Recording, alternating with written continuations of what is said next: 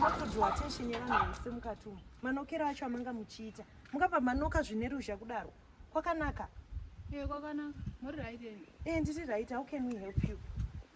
ndimi manager vepakampani apa kai ndini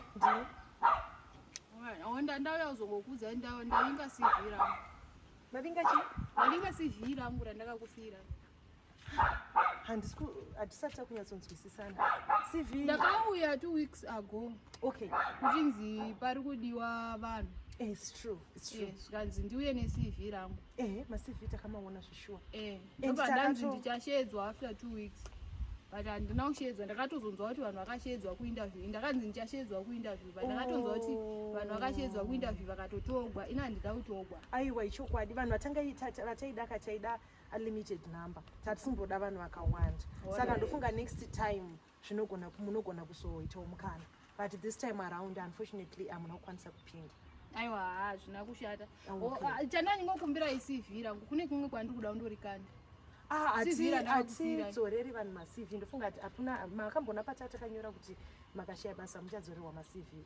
Saka vakangorasa kana zvatungu kazhinji anopiswa because anenge akawanda.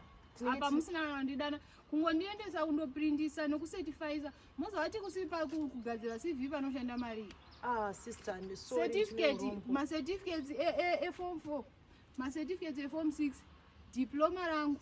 Zvese zvoda kucertifyiwa chimwe nechimwe $. Then mozoti birth certificate chitupa zvose ndinourombo zvochokwadi zvinhu zvokuti unenge usingazivi zvako but zvinhu hatisisina. Because kune kumwe kwandiri kuda kundokanda CV but handichina mari yokuramba ndichaprinta apa pachamaringa china isisa muri kuda mari muri kuda chisha munoda CV randakakusiyirai. Because kune kwandoda ndorikanda handina makatadza kana ndana kuinterview kana kuchii you did not qualify pavanhu vataitarisira kuti makadii kundidzosera CV rangu. Hazvisizvo zvatinoita sister. Hatiti kana munhu washaya basa tokudzorera CV tinokuwana kuti hatina time yekuti tikudaidze kuti utore CV rako because norasa.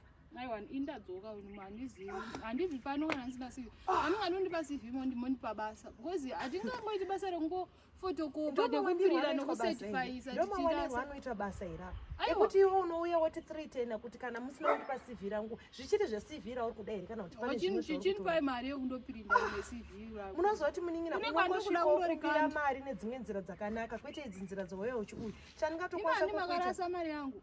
Hatina kurasa mari yako. Mapapers anga awandisa hatina anyway uri kutonditambisira time yangu chandokwanisa kuita ndechekuti isa namba dzakomu ndotora time ndoudza boys rotsvaga CV yako then tokubata. Stella chagwesha CV. Alright, Stella chagwesha CV. It's fine. Ndichawaitawo time not for 2 weeks or so tichitsvaga CV rako kana tashayawo 2 weeks.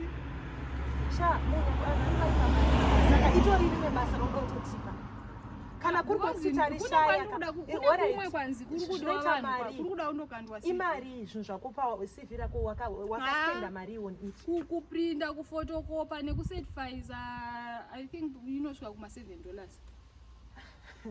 Saka ndati handichina mari yokuramba ndichangoita izvozvo ndichikanda ndichingosiya maCV achirasiwa. Ndoiwanepi mari zvinhu zvakaoma kudai kana ndiwo umwe namai vangu ndoiwanepi kungoti pano hanzi panodiwa CV anoti $7 yarasiwa ndaenda kumwe zvese. Nyaya yako ndainzwa but ndokumbirawo alright ndandati 2 weeks andinoita 1 week tichitsvaga CV rako. Kana richinge risina kutsva unoona ndakukufonera. Kana richinge rakatsva you just bring your details then tinobva tamaita kuti nemission yese yekuti ufotokopi nekuita se then tozokutsvagira mari yekuti unosatisfy. Alright.